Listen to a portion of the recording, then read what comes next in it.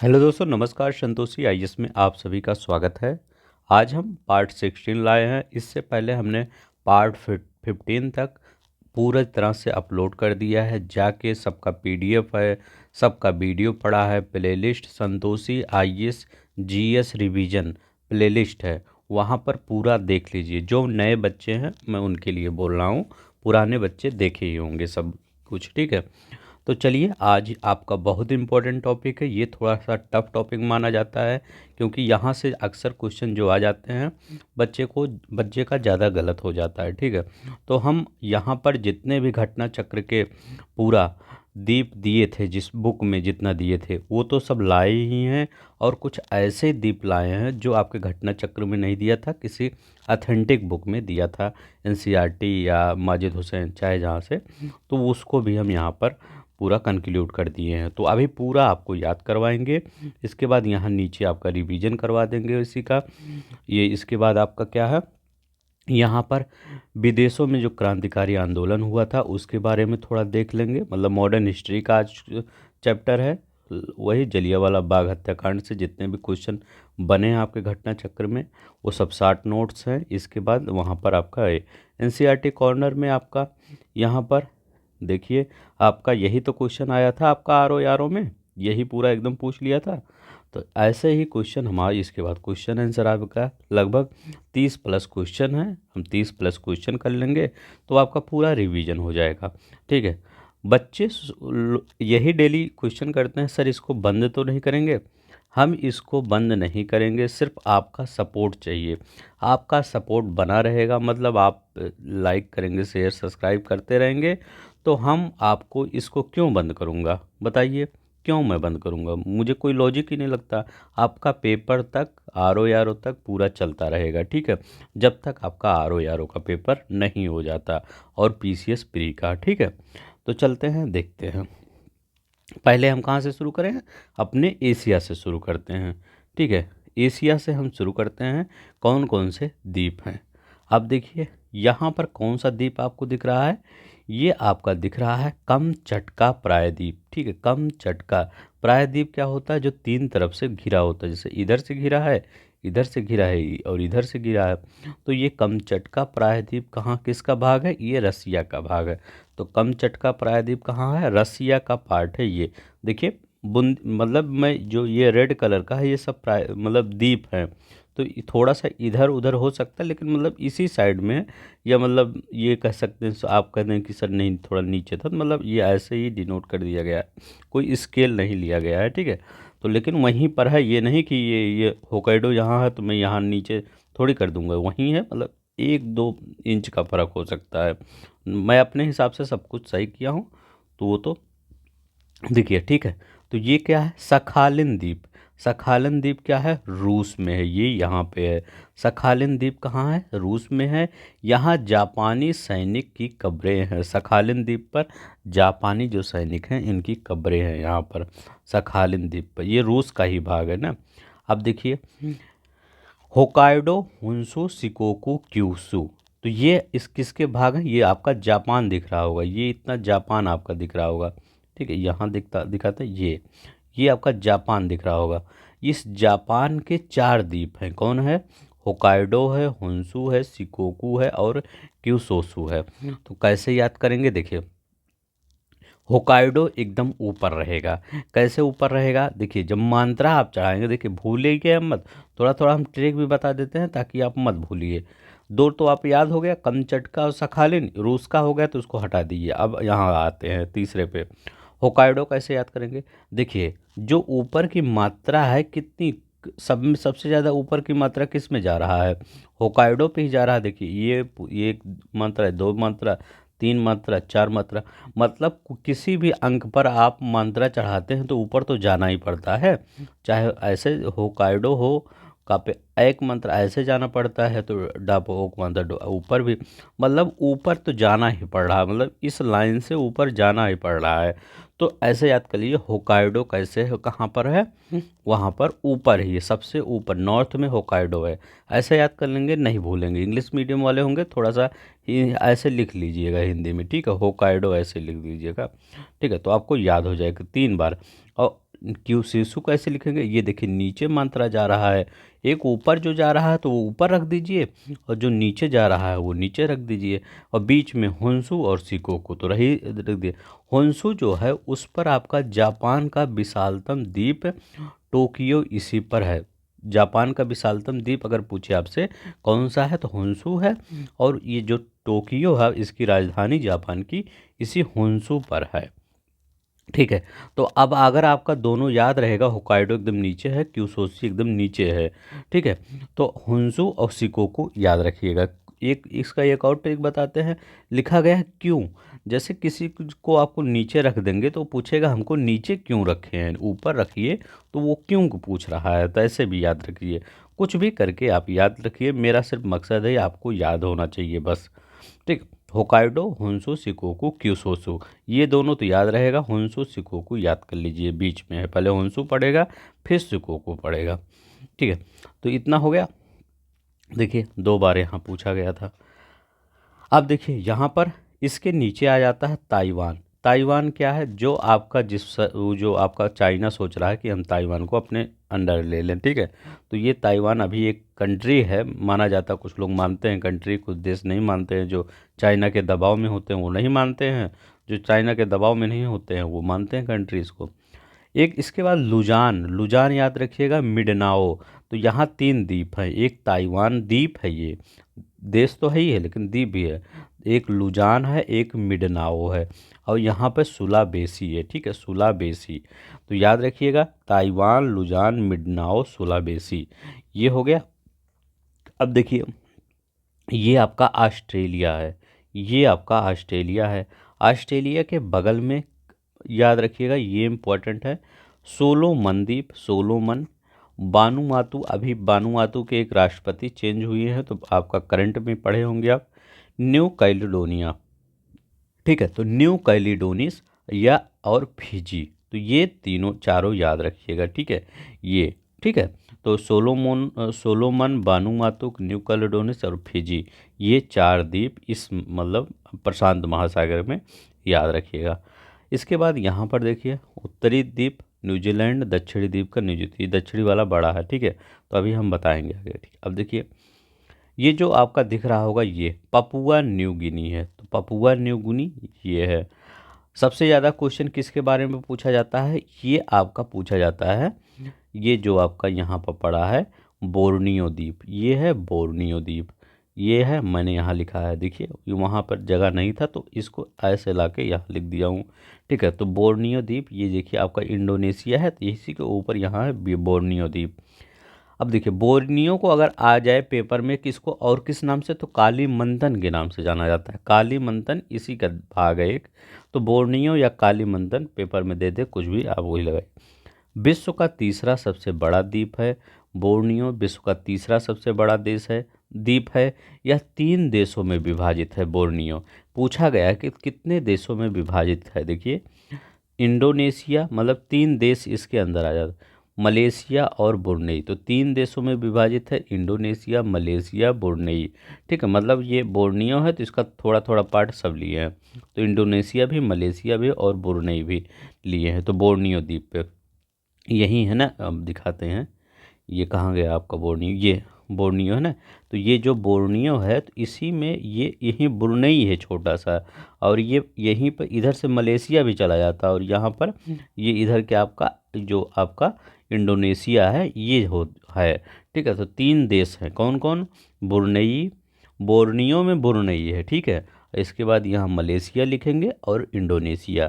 ठीक है, तो बोर्नियो से थोड़ा सा है। तो अब ये भी क्वेश्चन पूछा गया था कि ज्वालामुखी निक्षेप के कारण क्या यह है, तो हाँ यह ज्वालामुखी निक्षेप के कारण ही इसका विकास मतलब डेवलपमेंट हुआ है। किसका, बोर्नियो द्वीप का। तो बोर्नियो द्वीप में क्या क्या याद करेंगे आप, यह कालीमंतन मतलब बोर्नियो या कालीमंतन बोर्नियो विश्व का तीसरा सबसे बड़ा देश है। इसमें 3 देश आते हैं, इंडोनेशिया, मलेशिया, ब्रुनेई, ज्वालामुखी निक्षेप के कारण हुआ है। ठीक है, इतना याद रखेंगे। अब देखिए यहाँ तो हो गया, अब आपका इसको भी हम कमचटका और सखालिन द्वीप। ठीक है, तो ये आपका इधर तो देखिए क्लियर हो गया। अब हम चलते हैं थोड़ा सा इधर, इधर देखिए ये सुमात्रा है, जावा है, ठीक है। तो सुमात्रा, जावा और नीचे बाली आ जाता है, ठीक है। तो सुमात्रा ऐसे पूछ लेता है, सुमात्रा, जावा, इसके बाद नीचे बाली आता है। तो पहले पश्चिम में आपका सुमात्रा होगा, फिर जावा होगा, फिर बाली होगा। तो इतना ज़्यादा भी आगे बताएंगे इसमें और है, ठीक है। अब देखिए ये अपने हिंद महासागर में कैसे, ये अपना प्यारा भारत है, ये देखिए अपना प्यारा भारत। इसके नीचे आएंगे तो ये सेशल्स दिया गया है, सेशल्स, ठीक है। तो सेशल्स हिंद महासागर में है, मॉरिशस आपका हिंद महासागर में है, रीयूनियन, ठीक है। तो रीयूनियन भी आपका ये हिंद महासागर में है। ये पूछा जाता है रीयूनियन किसका पार्ट है, तो ये फ्रांस का, फ्रांस देखिए वहाँ ऊपर एकदम है और लेकिन नीचे इसका द्वीप है, ठीक है। ऐसे यूके के भी कई द्वीप हैं, ठीक है। तो क्योंकि ये सब पहले जो क्यों इनका ये सब द्वीप फैला हुआ है, क्योंकि पहले ये सभी पूरे विश्व पर तो यही सब राज करते थे। आपका कौन, फ्रांस है, यूके है और नीदरलैंड है, यही सब राज करते थे। ये सब अपना हमेशा कुछ कुछ चीज़ें नहीं छोड़े थे, जो छोटे छोटे द्वीप हैं आज भी उनके पास है, ठीक है। तो रीयूनियन, मॉरिशस, सेशल्स ये है। अब देखिए अफ्रीका के ये 3 द्वीप हैं, इनको याद कर लीजिएगा, ये तो याद ही हो गया। अब देखिए अफ्रीका में एक पेम्बा द्वीप है, यही इसी के जो मेडागास्कर है इसी के थोड़ा सा ऊपर देखेंगे, पेम्बा है, जंजीबार है, कोमोरोस है, ठीक है। तो पेम्बा, जंजीबार, कोमोरोस। अब देखिए ये आपको घटना चक्र में नहीं दिया था, लेकिन हमने खोजा है, क्योंकि कई बार ये क्वेश्चन आईएएस में आया है, ठीक है। तो हमने खोज के निकाल दिया है। तो पेम्बा, जंजीबार, कोमोरोस, ठीक है। तो ये आपके कौन से द्वीप यहाँ किसके पार्ट हैं, ये थोड़े से आपका अफ्रीका के पार्ट हैं, ठीक। ये द्वीप है, मतलब इसी हिंद महासागर में है, पार्ट किसी के नहीं है, या यहीं पे हिंद महासागर में है, ठीक है, याद रखिए। सेंट हेलेंस पूछ लिया जाता है, ये यूके में है, सेंट हेलेंस यूके में है, याद रखिए। फॉकलैंड, इसी पर विवाद, अभी जब फीफा वर्ल्ड कप आपका हो रहा था तो इस पर विवाद चल रहा था, अर्जेंटीना और फीफा लास्ट उसमें कौन फाइनल में गया था, ब्रिटेन गया था। तो ये फ्रांस वाले वो सॉरी फ्रांस गया था फाइनल में, अर्जेंटीना और फ्रांस, वो फ्रांस दोनों वो कर रहे थे, मतलब फाइनल कर रहे थे। तो ब्रिटेन वाले सोच रहे थे कि फ्रांस जीत जाए, ठीक है, ताकि ये मतलब जो ये अर्जेंटीना है ये अगर हार जाएगा तो ये आपका फॉकलैंड का ज़्यादा वो नहीं उठा पाएगा। तो ये फॉकलैंड किसका है, यूके का है, ठीक है। इस पर विवाद भी बढ़ा था, आप देखेंगे। Tierra del Fuego, Tierra del Fuego कहाँ है, यहीं पर है, याद रखिएगा। टिएरा डेल फ्यूगो द्वीप कहाँ है, नीचे यहीं है। तो फॉकलैंड और टिएरा डेल फ्यूगो अटलांटिक महासागर में। अब देखिए यहाँ पर इसके बाद आपका ये देखिए, ये आपका पेपर में पूछा गया था, सोकोत्रा, सोकोत्रा यमन का पार्ट है, ठीक है। सोकोत्रा किसका पार्ट है, यमन का पार्ट है, ठीक है। ओमान का मतलब ये यमन का पार्ट है, वहाँ पर ओमान दिया था, यमन का पार्ट है। अब देखिए प्रसिद्ध ज्वालामुखी स्ट्रोम्बोली स्थित है कहाँ पर, यहीं पर लिपारी द्वीप पर। तो लिपारी द्वीप कहाँ है, इटली में है। और प्रसिद्ध ज्वालामुखी जो स्ट्रोम्बोली है, जो प्रकाश स्तंभ भूमध्य सागर का स्ट्रोम्बोली को बोलते हैं ना, तो वो लिपारी द्वीप पर ही स्थित है, इतना याद कर लिए। सिसिली भी यहीं पर है, माल्टा द्वीप भी आपका इसी में है, भूमध्य सागर में। इसको इसके बाद कॉर्सिको द्वीप, कॉर्सिको द्वीप यहीं पर है, फ्रांस का पार्ट है कॉर्सिको द्वीप। सिसिली द्वीप इटली में है, ठीक है। तो सिसिली द्वीप कहाँ पर है, इटली में है। अब देखिए इधर पे चाचा चौधरी ये है, इधर चाचा चौधरी, चाचा चौधरी मतलब यूएस से। तो यहीं पर आपका न्यू फाउंडलैंड द्वीप है, ठीक है। तो ये इतना सब द्वीप याद रखिए थोड़ा सा, अगर थोड़ा सा याद रहेगा। भाई पूछ लिया सिसिली कहाँ पे है, तो भूमध्य सागर। माल्टा कहाँ है, तो यहीं पर भूमध्य सागर में। लिपारी द्वीप कहाँ है, भूमध्य सागर में। कोर्सियो द्वीप फ्रांस का भूमध्य सागर में। तो ऐसे से पूछ लेता है लोकेशन। अब देखिए यहाँ पर ये तो आइसलैंड सभी जानते होंगे। ग्रीनलैंड विश्व का सबसे बड़ा द्वीप यही है, ठीक है। ग्रीनलैंड विश्व का सबसे बड़ा द्वीप है। अब यहाँ पर सबसे ज़्यादा इधर से पूछा जाता है क्वेश्चन। यहाँ है बाहामास, हैती, डोमिनिकन रिपब्लिक, सान जुआन, ठीक है। तो बाहामास, हैती ये द्वीप है सब। ये देखिए रेड वाला ये, इसके बाद नीचे वाला हैती, ये डोमिनिकन और ये रिपब्लिक सान जुआन। अभी ये सब क्वेश्चन में मैं करवा दूंगा आपको, तब याद हो जाएगा। क्यूबा, क्यूबा भी यहाँ पे है। जमैका, तो जमैका के जो धावक थे वही यहीं के हैं, ठीक है। जमैका, क्यूबा, ठीक है। गालपेगोस, ठीक, गालपेगोस द्वीप यहीं पर। तो गालपेगोस पूछ ले कहाँ पर है, तो गालपेगोस द्वीप कहाँ पर है, प्रशांत महासागर में गालपेगोस द्वीप है। ठीक है, तो अब कुछ बचा आपका, आई होप तो नहीं बचा।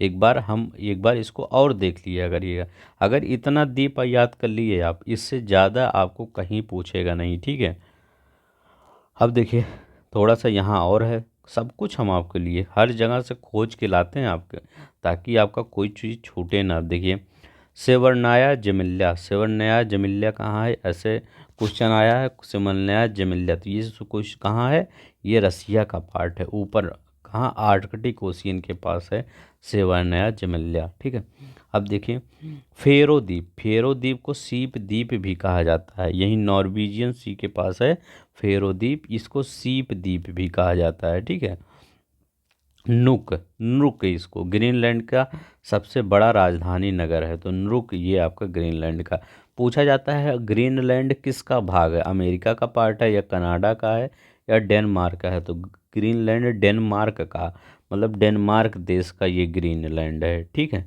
नहीं तो आप कुछ और लगाइए, किसका है, डेनमार्क का है। अब यहाँ पर देखते हैं, ये है, ये जो रेड सा छोटा सा दिख रहा है ना, ये रेड सा, तो ये आपका कौन है, बाली आरिक द्वीप समूह। ठीक है, कहाँ पर है, बाली आरिक द्वीप समूह भूमध्य सागर में है, और यही पुर्तगाल का है। ये मंडीरा, मंडीरा, मंडीरा कहाँ है, ये आपका पुर्तगाल का है। तो मंडीरा कहाँ का है, ये पुर्तगाल का एक द्वीप है। एजोर्स द्वीप समूह ये किस कहाँ, ये भी आपका अटलांटिक ओशियन में, नॉर्थ अटलांटिक में है। ठीक है, एजोर्स, मंडीरा याद करिएगा। प्यूर्टो रिको ये भी आपका कैरिबियन सी में है। ग्रेनाडा, ग्रेनाडा को मसाला द्वीप भी बोला जाता है, तो ग्रेनाडा, ग्रेनाडा को मसाला द्वीप बोला जाता है, ये भी याद रखिए। एंगुलिन और मोंटसेराट ये दोनों भी आपके कैरिबियन के पार्ट है, तो ग्रेनाडा, एंगुलिन, जानते हो क्वेश्चन क्या पूछा गया था, ये दिया था, ग्रेनाडा दिया था, एंगुलिला दिया था, और मोंटेसेराट दिया था, और मंडीरा दिया था। ये पूछ लिया था कौन कैरिबियन का पार्ट नहीं है, तो ग्रेनाडा भी है, एंगुइला भी है, मोंटेसेराट भी है, लेकिन मंडीरा थोड़ी है। मंडीला तो नॉर्थ अटलांटिक में या पुर्तगाल का इधर भाग है। ठीक है, तो ऐसे ये क्वेश्चन आया है, इसीलिए हमने सब कुछ लिख लिया है ताकि आपको याद रहे। आपके लिए इतना मेहनत करते हैं, सिर्फ आपसे एक ही उम्मीद रहती है कि आप चैनल को सब्सक्राइब कर लिया करिए बस। सुमात्रा, जावा, बाली, लोम्बिक। ठीक है, ये देखिए कितना अच्छा क्वेश्चन था, यूपीपीसीएस 2021 का क्वेश्चन था कि ये इसको आप ये इसको इससे यहाँ से पश्चिम से पूरब की ओर, मतलब वेस्ट से ईस्ट की ओर आपको इसको लगाइए। तो पहले सुमात्रा आ जाएगा, फिर जावा आ जाएगा, फिर बाली आ जाएगा, फिर लोम्बिक आ जाएगा। तो लोम्बोक, पहले सुमात्रा, जावा, बाली, लोम्बोक याद करिए, एक बार आंख बंद करिए, इस बार सोचिए कि पहले सुमात्रा है, फिर बाली है, वो जावा है, फिर बाली है, फिर लोम्बिक है। ठीक है, ऐसे याद कर लीजिए। मेरा मकसद रहता है कि आपको इसी क्लास में ही याद करवा दूं, ठीक है, ताकि बाद में आपको पढ़ना उतना ना पड़े। हिंद महासागर का सबसे बड़ा द्वीप अगर पूछे तो मेडागास्कर है बस। अब देखिए पूछ लेता है मेलानेशिया का भाग कौन कौन सा है, तो वो भी ये वहाँ पढ़े थे। पपुआ न्यू गिनी मेलानेशिया का भाग है, सोलोमन आइसलैंड इसी का भाग है, और ये बानू आतू इसी का भाग है, न्यू कैलेडोनिया इसी का मतलब भाग है मेलानेशिया का, और फिजी इसी का भाग है। ठीक है, तो Papua New Guinea, Solomon Island, Vanuatu, New Caledonia. ठीक है, तो ये आपका किसका भाग है, मेलानेशिया का भाग है। तो ये आप याद रखिएगा, क्वेश्चन आया है। अब यहाँ पर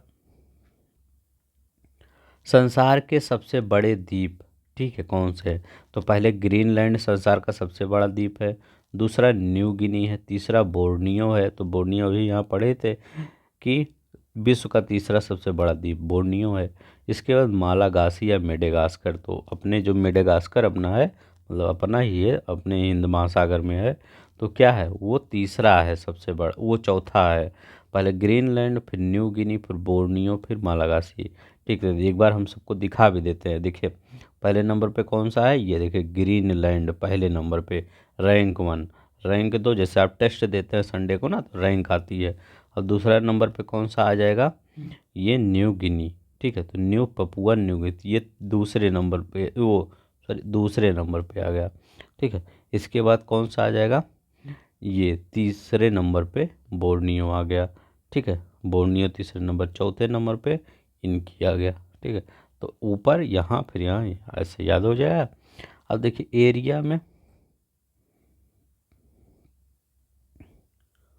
एरिया में ये देखिए यहाँ पर कुछ मतलब वो नहीं दिया था, तो ये ऐसे पूछ लिया था कि कौन सबसे बड़ा है कौन सबसे छोटा है। तो न्यूजीलैंड का जो दक्षिणी पार्ट है वो बड़ा है, ठीक है। ये देखिए न्यूजीलैंड का जो ना, तो ये जो दक्षिणी पार्ट है ये बड़ा है और उत्तरी पार्ट ये छोटा है। तो न्यूजीलैंड का जो दक्षिणी भाग है वो बड़ा है द्वीप। तो दक्षिणी भाग ये देखिए वो न्यूजीलैंड का पहले आएगा, फिर जावा है, ठीक है। इसके बाद जावा द्वीप आएगा, तो यहीं पर है ये जावा, यहीं इतना बड़ा लगभग। तो जावा है, फिर न्यूजीलैंड का उत्तरी भाग है, फिर न्यू फाउंडलैंड से छोटा है, ठीक है। तो इसका किलोमीटर वर्ग किलोमीटर भी लिखा गया, तो इतना सिर्फ याद करिए बस। अब देखिए क्वेश्चन आया था, कहाँ आया था, अच्छा लिखे नहीं है लेकिन आया था। अब देखिए यहाँ पर हिस्ट्री, आई होप आपको याद हो गया होगा। एक बार इन सबको जानते हैं क्या करिए, एक बार फिर देख लिया करिए, ठीक है, तो आपको पूरा याद हो जाएगा। अब देखिए यहाँ पर देखते हैं मॉडर्न हिस्ट्री। मॉडर्न हिस्ट्री में जो विदेशों में क्रांतिकारी आंदोलन हुए थे, इसमें सबसे ज़्यादा यही सब महत्वपूर्ण है, यही से क्वेश्चन बनता है। श्यामजी कृष्ण वर्मा ने 1905 में लंदन में भारत स्वशासन समिति, होम रूल आंदोलन जैसे कहते हैं, ठीक है, इंडिया होम रूल सोसाइटी, इसकी स्थापना की। तो यहाँ पर हमारे यहाँ बाल गंगाधर तिलक और ये आपके इन्हीं बेसेंट थी। और वहाँ पर कौन थे, वहाँ पर श्यामजी कृष्ण वर्मा थे, ठीक है। कहाँ पर, लंदन में। ये भी पूछ लिया जाता है कि कहाँ पर, तो ये अमेरिका दे दिया जाता है, वहाँ पर फ्रांस दे दिया जाता है, लेकिन लंदन में इंडिया होम रूल सोसाइटी की श्यामजी कृष्ण वर्मा ने किया 1905 में, इतना तो आपको याद होगा। अब देखिए और कौन गया था, मैडम जी भीखा जी कामा ने 1907 ईस्वी में स्टुअर्टगार्ट में जर्मनी में अंतर्राष्ट्रीय समाजवादी कांग्रेस सम्मेलन में भारत का राष्ट्रीय तिरंगा हरा पीला व लाल रंग का ध्वज फहराया। इन्हें भारतीय क्रांति की माता कहा जाता है। किसे, इन्हें भारतीय क्रांति की माता कहा जाता है। यहाँ देखते हैं, यहाँ लिखा गया 1 नवंबर 1913 को लाला हरदयाल ने सैन फ्रांसिस्को में गदर पार्टी की स्थापना की और सोहन सिंह भाखना इस पार्टी के अध्यक्ष थे। तो ये भी याद रखिएगा, कौन स्थापना किया, लाला हरदयाल ने।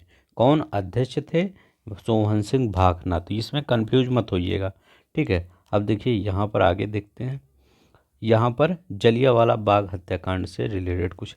अब देखिए यहाँ पर 18 मार्च 1919 को रॉलेट एक्ट पारित किया गया। 9 अप्रैल 1919 को पंजाब के लेफ्टिनेंट गवर्नर माइकल ओडायर के आदेश पर पंजाब के 2 लोकप्रिय नेता, कौन कौन से, डॉक्टर सत्यपाल मलिक और सैफुद्दीन किचलू को गिरफ्तार कर लिया गया। थोड़ा सा बड़ा कर देते हैं, ये देखिए कब गिरफ्तार किया गया, 9 अप्रैल 1919 को पंजाब के लेफ्टिनेंट गवर्नर माइकल ओडायर के आदेश पर पंजाब के 2 लोकप्रिय नेता सत्यपाल और सैफुद्दीन किचलू को गिरफ्तार कर लिया गया।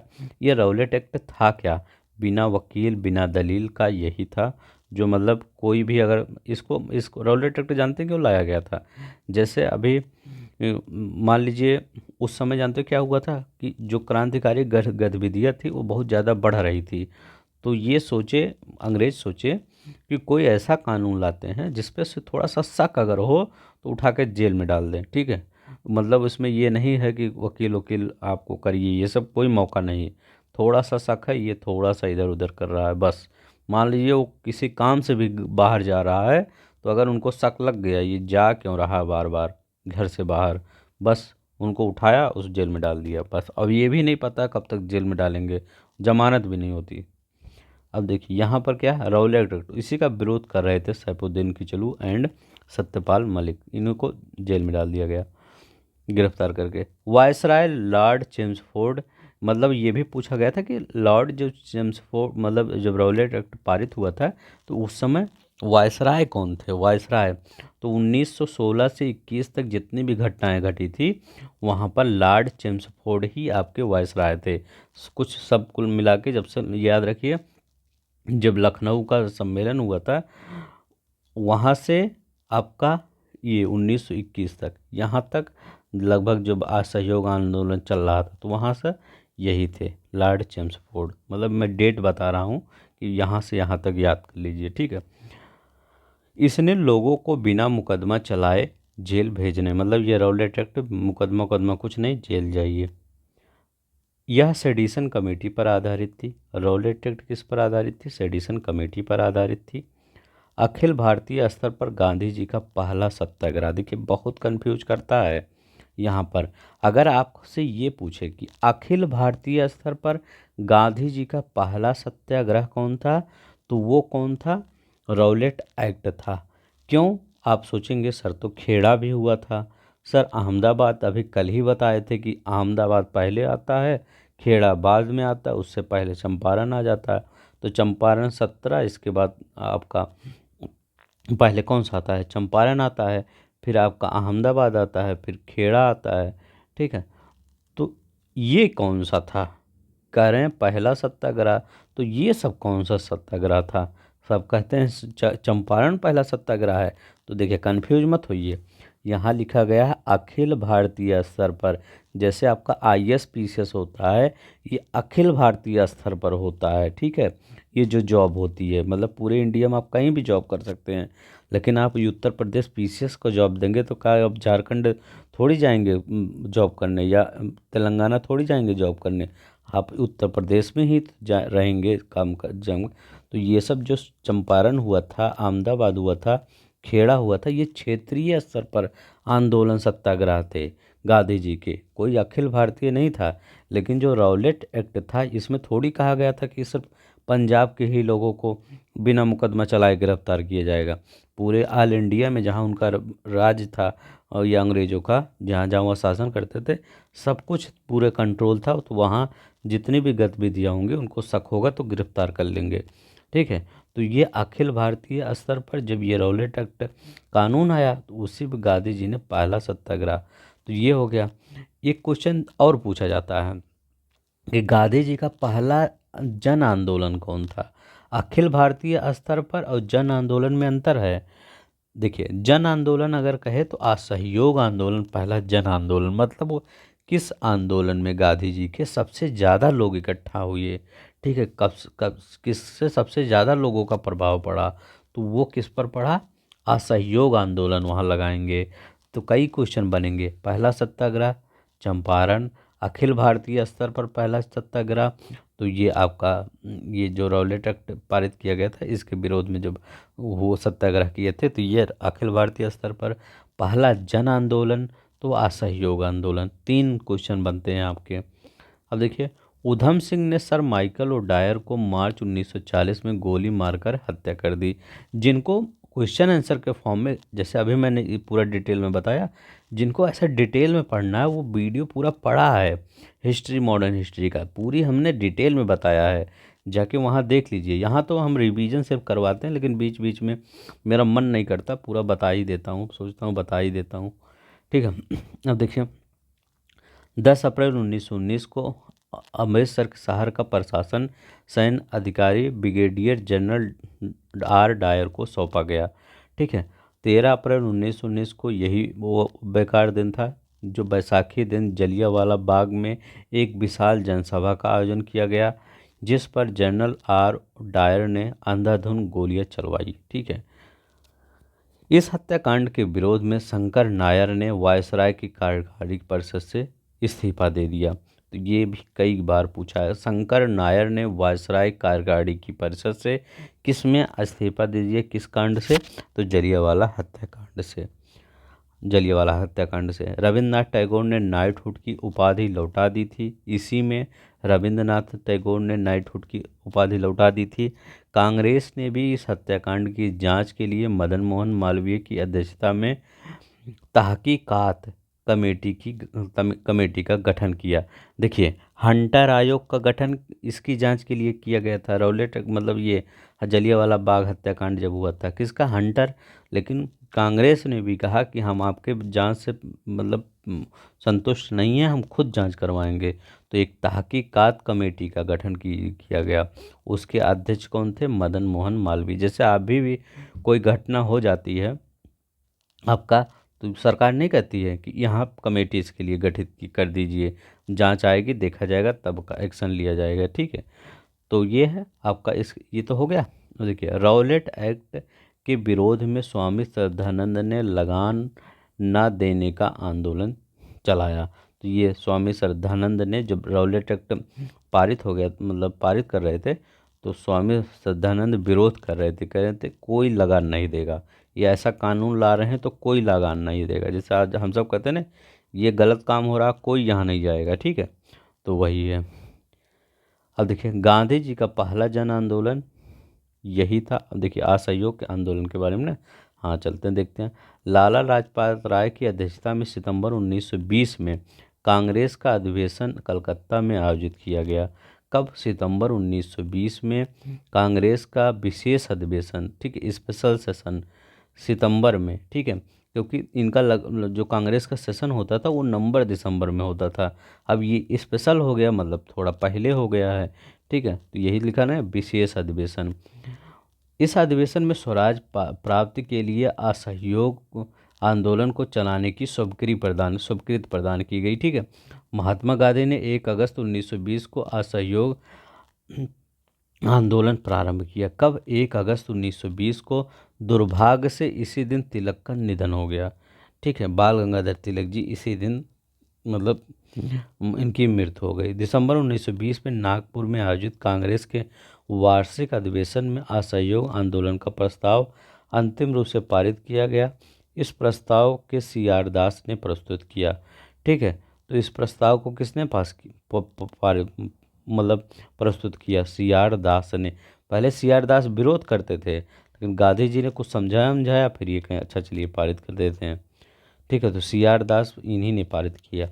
असहयोग आंदोलन को चलाने के लिए 1921 में तिलक स्वराज फंड की स्थापना की गई। ठीक है, तो असहयोग आंदोलन को लिए फंड करने के लिए तिलक स्वराज की स्थापना की गई। महात्मा गांधी ने कैसर ए हिंद और जमनालाल बजाज ने राय बहादुर की उपाधि त्याग दी। देखिए, इतने क्रिप्स नोट में, ये देखिए इतने छोटे से नोट्स में आपका पूरा घटना चक्र लगभग खत्म हो जाता है। अभी क्वेश्चन दिखाऊंगा, सब क्वेश्चन हो जाता है इतना, क्योंकि इतना मैं लिख ही देता हूँ इसी में छोटा छोटा करके। अब देखिए, असहयोग आंदोलन को चलाने के लिए 1921 में तिलक स्वराज फंड की स्थापना। अब आप जानते कहाँ कन्फ्यूज होते हैं? ये पूछ लिया जाता है कि जलियांवाला बाग हत्याकांड में के विरोध में गांधी जी ने कैसर ए हिंद की उपाधि लौटा दी। तो वहाँ पर आप लगेंगे हाँ, कैसर ए हिंद की तो उपाधि लौटाए थे, क्योंकि ये दोनों आस ही पास घटे थे ना। तो आप सोचेंगे अच्छा है, तो ये तो सही है, उसी समय लौटाए थे। लेकिन गांधी जी ने असहयोग आंदोलन के चलते लौटाया था कैसर ए हिंद, और जमनालाल बजाज ने राय बहादुर की उपाधि लौटाई थी असहयोग आंदोलन में। और ये जो लौटाया गया था कहाँ पर? शंकर नायर ने वायसराय की कार्यकारिणी की परिषद से ये जो जलियांवाला बाग है यहाँ से हटाए, यहाँ इसके विरोध में। और रविंद्रनाथ टैगोर ने, इनको तो जानते होंगे क्योंकि ये ज़्यादा क्वेश्चन पूछा जाता है, नाइटहुड की उपाधि जलियांवाला बाग में। ठीक है, ये वाला कम मतलब थोड़ा सा कंफ्यूज मत होइए, नहीं तो आप कंफ्यूज हो जाएंगे। असहयोग आंदोलन के दौरान विदेशी वस्त्रों के जलाए जाने को रविन्द्रनाथ टैगोर ने निष्ठुर बर्बादी की संज्ञा दी थी। ठीक है, ये भी क्वेश्चन ऐसे बना है यहाँ। ठीक है, निष्ठुर बर्बादी की संज्ञा दी है। अब देखिए यहाँ पर किन्होंने असहयोग आंदोलन के दौरान अपनी वकालत छोड़ दी थी? तो CR दास, मोतीलाल नेहरू, राजेंद्र प्रसाद, जवाहरलाल नेहरू, वल्लभ भाई पटेल और विट्ठल भाई पटेल। तो ये सब जो थे, ये जो बाद में जाके मंत्री बने, ठीक है, तो ये सभी लोगों ने अपनी वकालत छोड़ दी थी। ठीक है, तो याद रखिएगा, ये जितने हैं सभी लोगों ने अपनी वकालत छोड़ी थी। अब चलते हैं नेक्स्ट देखते हैं।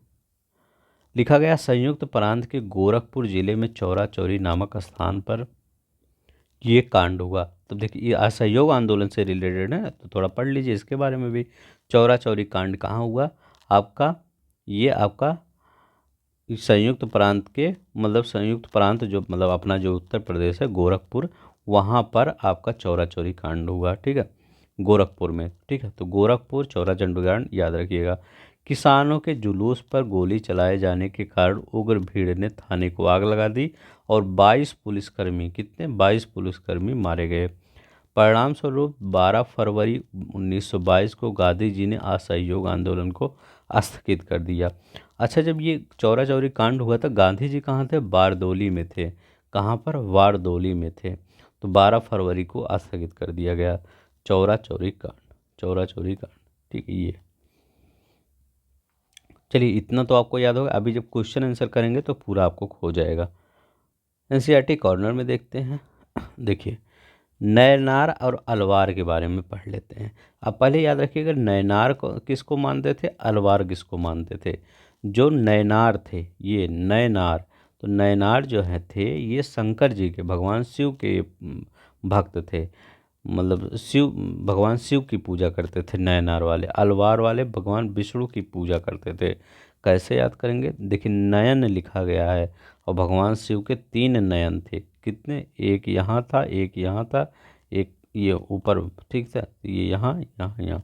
तो भगवान शिव के 3 नयन थे और अलवार ये भगवान विष्णु जी के। कुल मिलाकर 63 नयनार ऐसे थे, ऐसे। ये क्वेश्चन मैंने ये इस मतलब इसको कटिंग को क्यों लिया, जानते हैं क्यों लिया, क्योंकि ऐसे ही क्वेश्चन आया था कि कुल मिला कितने नयनार थे, ठीक। ऑप्शन में ऐसे दिया था 63 नयनार थे, हाँ सही, ठीक है। तो कुल मिलाकर 63। देखिए एनसीईआरटी का क्या होता है, जो जो वर्ड दिया रहता है वही इंपॉर्टेंट। अभी मैं एनसीईआरटी ज्योग्राफी पढ़ा रहा हूँ, आप पढ़ सकते हैं, एक एक वर्ड मैंने वहाँ पर एक्सप्लेन किया है ताकि आपको याद हो जाए। जो कुम्हार, अस्पृश्य, कामगार, किसान, शिकारी, सैनिक, ब्राह्मण, मुखिया जैसी अनेक जातियों में पैदा हुए थे उनमें सर्वाधिक प्रसिद्ध थे अपार, समंदर, समंदर, सुंदरार और मणिक्कु वासागार। उनके गीतों के संकलन हैं त्योरम और तिरुवाचकम, ठीक है, ये है। अब देखिए अलवार संत की संख्या 12 थी। ऐसे एक दिन एक बार क्वेश्चन में देख रहा था, ऐसा क्वेश्चन आ गया था कि नैनार 63 थे, अलवार 12 थे। तो मैं सोचा इतना कौन याद करता है, फिर मैंने एनसीईआरटी देखा। अच्छा, एनसीईआरटी में लिखा ही गया है कि नैनार 63 से और अलवार 12 थे, ठीक है। तो जब जो कहीं क्वेश्चन आपको न मिले कि ये क्वेश्चन कहाँ से पूछ लिया है, तब वो एनसीईआरटी आप ओपन कर लीजिएगा, उसमें क्वेश्चन दिया रहेगा, ठीक है। लोग एनसीईआरटी पता नहीं क्यों थोड़ा सा वो ले लेते हैं, यही अगर पढ़ के चले जाएं तो वो मतलब कोई भी पेपर नहीं बचेगा जो आप क्रैक नहीं कर सकते। वह भी भिन्न भिन्न प्रकार के पृष्ठभूमि से आए थे। उनमें से सर्वाधिक प्रसिद्ध थे पेरियर अलवार, उनकी पुत्री अंडाल, तोरंडी, पोडी अलवार और नम्मालवार। उनके गीत दिव्य प्रबंधन में संकलित है। खान का सूफी संत, जहाँ सूफी संत अक्सर रहते भी हैं, ठीक है। तो खानका क्या होता है, सूफी संस्था, सॉरी सूफी संस्था जहाँ सूफी संत अक्सर रहते भी हैं। तो ये मतलब एक स्थान है, एक संस्था है खानका जहाँ सूफी संत रहते हैं। अब यहाँ देखिए शास्त्रीय नृत्य। अब देखिए यहाँ कह रहा है, थोड़ा सा दिख नहीं रहा होगा, हल्का दिख रहा होगा इसके, सॉरी मैं पढ़ दे रहा हूँ तो आप सुन लीजिए। यहाँ थोड़ा सा देखते हैं, किस कला के रूप को शास्त्रीय माना जाए। इस प्रश्न को उत्तर देना अक्सर बहुत कठिन होता है क्योंकि शास्त्रीय संगीत कई हो सकते हैं, किसको माना जाए तो उसी में दिखाया गया है। क्या हम उस रूप की शैली को शास्त्रीय कहते हैं जिसका विषय धार्मिक हो, अथवा क्या हम उसे शास्त्रीय इसलिए मानते हैं क्योंकि उसके लिए अत्यधिक कौशल की आवश्यकता होती है जो कई वर्षों से लंबे प्रशिक्षण से ही प्राप्त होता है, या अथवा शास्त्रीय इसलिए क्योंकि यह निर्धारित नियमों के अनुसार ही प्रदर्शित या प्रस्तुत किया जाता है और विभिन्नताओं को प्रोत्साहन नहीं दिया जाता। ऐसे प्रश्न हैं जिन पर हमें विचार करने की आवश्यकता है। मतलब ये बता रहे हैं क्या क्या हम कर सकते हैं कि यह शास्त्रीय संगीत हो सकता है। यह भी स्मरणीय है कि बहुत से ऐसे नृत्य रूप जिन्हें लोक नृत्य की श्रेणी में रखा गया है, वह विशिष्टताएं पाई जाती हैं, उन्हें शास्त्रीय रूपों का विशिष्ट लक्षण बताया जाता है। यद्यपि शास्त्रीय विशेषण का प्रयोग उन कला रूपों की श्रेष्ठता का सूचक हो सकता है, फिर भी हमेशा शब्दतः सही नहीं होता है। अतः नृत्य रूप जिन्हें इस समय शास्त्रीय माना जाता है निम्नलिखित हैं। देखिए शास्त्रीय संगीत बता रहे हैं। अब देखिए यही क्वेश्चन तो आया था आपके आर ओ में। इस बार जो पेपर दिए होंगे बच्चों, देखिए वहीं पे यही क्वेश्चन आया था। भरतनाट्यम तमिलनाडु, कथकली केरल, उड़ीसा ओडिसी आपका उड़ीसा का शास्त्रीय नृत्य, कुचिपुड़ी आंध्र प्रदेश का, मणिपुरी मणिपुर का। बस यही याद किए करके गए होते एक क्वेश्चन आपका पूरा तो सही होगा, क्योंकि इस बहुत बार पढ़ते हैं। देखिए ये अब चलते हैं क्वेश्चन आंसर करते हैं। ठीक है, क्वेश्चन आंसर देखते हैं हम कैसे क्वेश्चन आंसर बने हैं। भारतीय स्वतंत्रता संग्राम के दौरान राउलेट एक्ट ने किस कारण से सार्वजनिक रोष उत्पन्न किया? तो क्या था इसमें? तो इसमें क्या था? इसने लोगों को बिना मुकदमा चलाए जेल भेजने के लिए अधिकृत, मतलब शक हो जाता था चलो जेल। ठीक है, आईएएस 2009 का क्वेश्चन आप कर रहे हैं, ये भी देख लिया कर ये कौन सा क्वेश्चन मैं कर रहा हूँ। अब देखिए यहाँ राउलेट एक्ट का लक्ष्य था, क्या लक्ष्य था? आईएएस का क्वेश्चन आप कर रहे हैं एकदम आराम से, बिना मुकदमा चलाए मुकदमे की सुनवाई संचित प्रक्रिया। ठीक है, बिना मुकदमा चलाए बस बंदे बनाना और कुछ मत रखिए, सही काट दीजिए। जब राउलेट एक्ट पारित हुआ था उस समय भारत का वायसराय कौन था? कौन था? अभी हम बताएं 16 से 21 तक कौन था? चेम्सफोर्ड था। किस क्वेश्चन कर रहे हैं? 8 का क्वेश्चन कर रहे हैं आईएएस का। ठीक है, तो आप जुड़े रहिए इस चैनल से, आपको आईएएस भी एकदम सिंपल लगेगा। राउलेट एक्ट किस वायसराय के कार्यकाल में पारित हुआ? देखिए आपके पेपर में आ रहा है चेम्सफोर्ड। अखिल भारतीय राजनीति में गांधी का पहला साहसिक कदम क्या था? अखिल भारतीय कह रहे हैं, अखिल भारतीय, तो अखिल भारतीय हम क्या बताए हैं? राउलेट एक्ट बताए हैं। क्या? राउलेट एक्ट बताए हैं। यहाँ सब लोग आदि जनता चंपारण लगा देंगे। ठीक है, चंपारण एक क्षेत्रीय था, चंपारण बिहार का एक क्षेत्र है चंपारण। वहाँ खेड़ा एक क्षेत्र है गुजरात का, वहाँ आपका अहमदाबाद एक क्षेत्र है गुजरात का, वहाँ का है। लेकिन ये जो चंपारण ये राउलेट था ये पूरे इंडिया पे लागू था। आईएएस का क्वेश्चन। राउलेट एक्ट के विरोध में किसने लगान न देने का आंदोलन चलाने का सुझाव दिया था? तो ये कौन सा है? स्वामी श्रद्धानंद। ठीक है, इन्होंने कहा लगान वगान मत दीजिए। कौन सी महत्वपूर्ण घटना जलियांवाला नरसंहार से पूर्व घटी थी? तो देखिए कौन सा, मतलब जो, तो किसके विरोध में? राउलेट एक्ट जब आया तो उसी के विरोध में तो जलियांवाला बाग में लोग इकट्ठा हुए थे, तो वो कौन सा था? राउलेट एक्ट का बनना। और क्या, ये सांप्रदायिक अवार्ड थोड़ी था, असहयोग तो बाद में हुआ था, साइमन कमीशन का आग्रह तो 28 में हुआ था, ये कहाँ सब था? तो ये राउलेट एक्ट। कितना सिंपल क्वेश्चन अब आपको लग रहा होगा। जलियांवाला बाग में प्रदर्शन करने के लिए क्यों जमा हुए ये लोग? ठीक है, तो क्यों जमा हुए? किचलू और सत्यपाल के बंदे बनाने के विरोध में प्रदर्शन करने। ठीक है, इसीलिए। ठीक है, तो किचलू और सत्यपाल मलिक। देखिए सिंपल क्वेश्चन। जलियांवाला बाग हत्याकांड 1919 में पंजाब में हुए अत्याचारों के विरोध के रूप में किस विख्यात व्यक्ति ने ब्रिटिश सरकार द्वारा प्रदान की गई नाइटहुड को लौटा दिया? अब इसको शायद हमको बताने की ज़रूरत पड़े। ठीक है, तो ये शायद ही आप किस, मतलब किस पेपर का क्वेश्चन कर रहे हैं तो ये भी देखिए। अब देखिए जलियांवाला बाग हत्याकांड के विरोध में किसने ब्रिटिश सरकार की नाइटहुड की उपाधि लौटा दी? तो ये क्वेश्चन फिर आ गया। अब देखिए यहाँ रविन्द्रनाथ टैगोर ने नाइटहुड की उपाधि त्याग दिया था। हाँ, ये तो सही कह रहे हैं। वह असहयोग में भाग लेना चाहते थे, ये तो गलत ही हो गया। तो कौन है? ये सही है, आर गलत है। ठीक है, क्योंकि जलियांवाला बाग हत्याकांड के विरोध में लौटा दिए थे। देखिए कितना सिंपल अभी आया है क्वेश्चन 2021 में, और कितना सिंपल क्वेश्चन था। असहयोग में क्या भाग लेना चाहते थे? वो तो नाइटहुड की इसीलिए उठाए थे कि क्यों जलियांवाला बाग इतना खराब मतलब घटना हुई थी। जलियांवाला बाग हत्याकांड के विरोध में निम्नलिखित में से किस वायसराय ने कार्यकारी परिषद से त्यागपत्र दे दिया? कार्यकारी परिषद से त्यागपत्र दे दिया तो शंकरन नायर ने दे दिया। निम्नलिखित घटनाओं का सही कालक्रम बताइए। अब देखिए इसको आप एक बार थोड़ा सोचिए, आपको खुद ही पता चल जाएगा। अच्छा ये बताइए, पहले सत्यपाल मलिक को बंदी बनाया गया था ना, मतलब गिरफ्तार कर लिया गया था सैफुद्दीन किचलू को, तो पहले तो यही हुआ होगा। ठीक है, कौन इसके बाद दो के बाद कौन सा होगा? दो के बाद फिर एक होगा, क्योंकि इसके बाद है ना, तो दो ही तो 9 तारीख को बंदी बना लिया गया, 13 तारीख को घटना ही हो गई। तो दो के बाद एक, दो के बाद कहीं एक है, ये देखिए दो के बाद तुरंत एक है।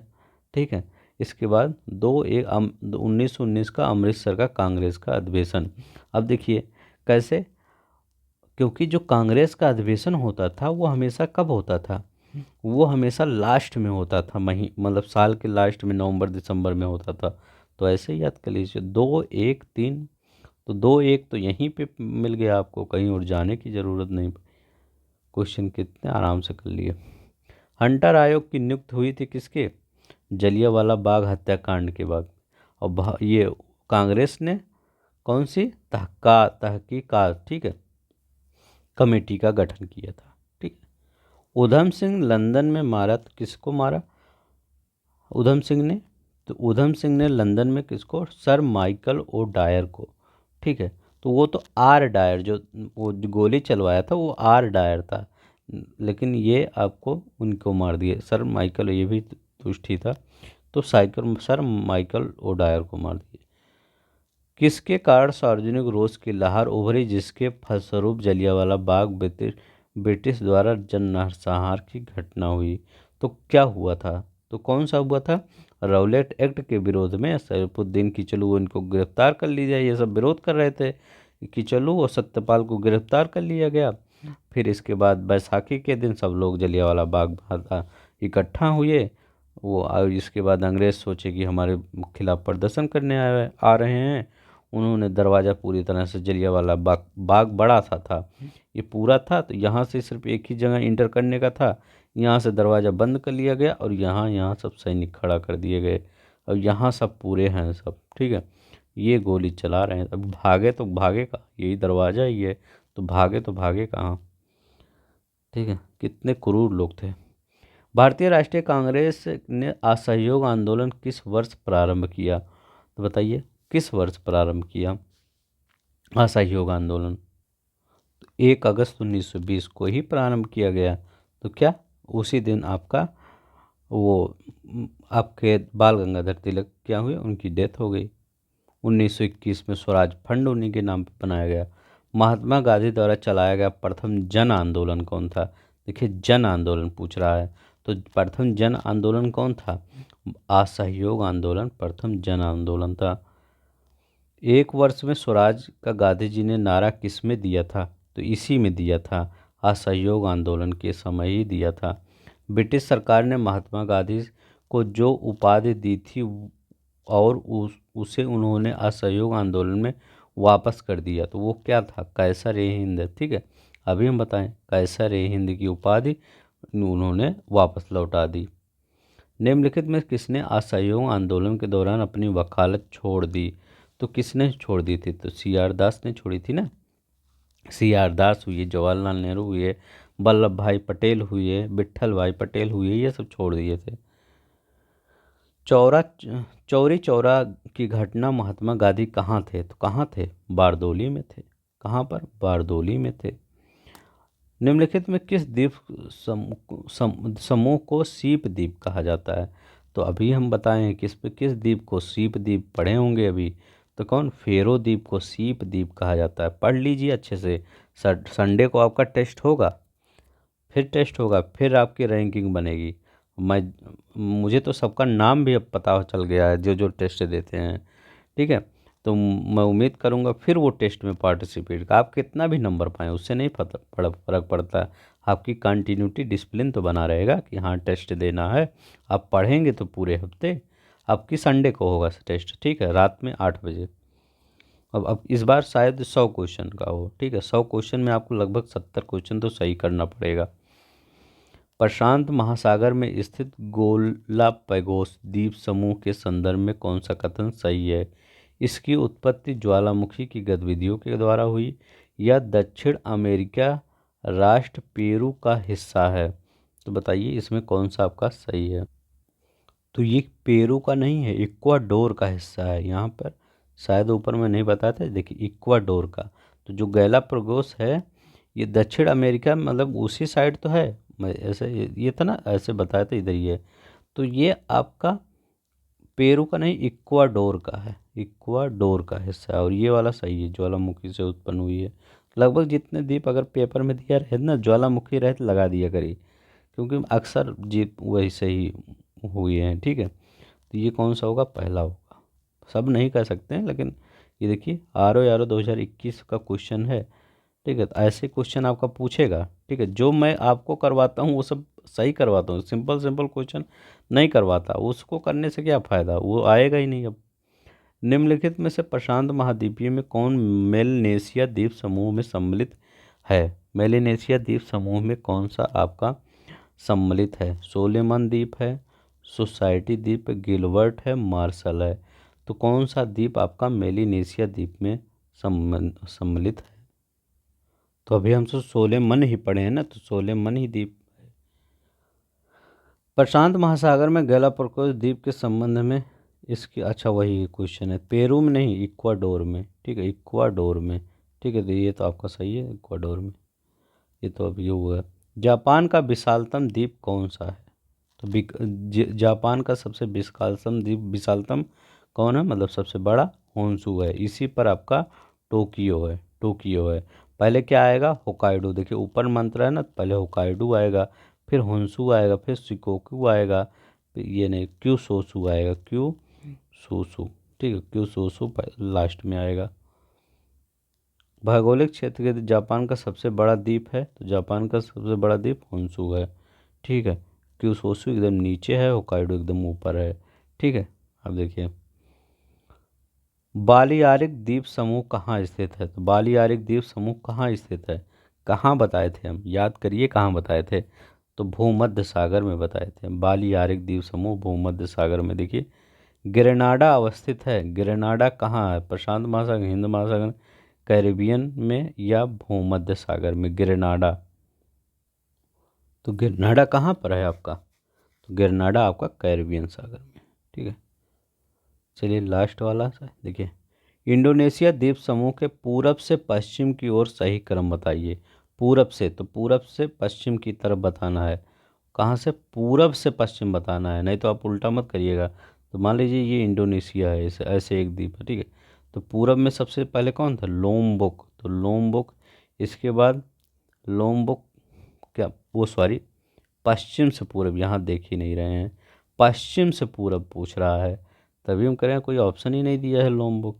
तो ये पश्चिम से पूरब, देखिए सॉरी थोड़ा सा मैं यहाँ पढ़ लिया, इसके बाद इधर पश्चिम पढ़ लिया। तो पश्चिम से पूरब मतलब इस साइड से चलना है, इस साइड तक, ठीक है। इससे ऐसे ऐसे दक्षिण नहीं जाइए, मतलब ऐसे ही वो इंडोनेशिया बना ही है ना, ऐसा थोड़ा सा तिरछा है नीचे तक जाता, तो ऐसे हम बना ही दिए हैं। तो याद रखिए पहले कौन सा आपका सुमात्रा आता है, सुमात्रा के बाद कौन सा आता है? जावा आता है, जावा के बाद बाली आता है, बाली के बाद लोम्बिक आता है। तो सुमात्रा, जावा, बाली, लोम्बोक, कितना सिंपल क्वेश्चन है, ठीक है। अब आपके लिए सिंपल हो, सुमात्रा, जावा, बाली, लोम्बिक। आज थोड़ा सा ज़्यादा टाइम होगा। यह ओमान का एक द्वीप है जो अरब सागर में स्थित है। पहला ऑप्शन कर रहे हैं, मतलब ये वो है, ठीक है, कथन है, एक पहला कर रहे हैं। दूसरा कर रहे हैं इसे 2008 में यूनेस्को द्वारा विश्व की प्राकृतिक विरासत में के रूप में शामिल किया गया। UPPCS 2021 का क्वेश्चन है ये, ठीक है। तो इसको कहाँ, देखिए ओमान का नहीं है, यमन का है, ठीक है, यमन का एक द्वीप है, ठीक है ये।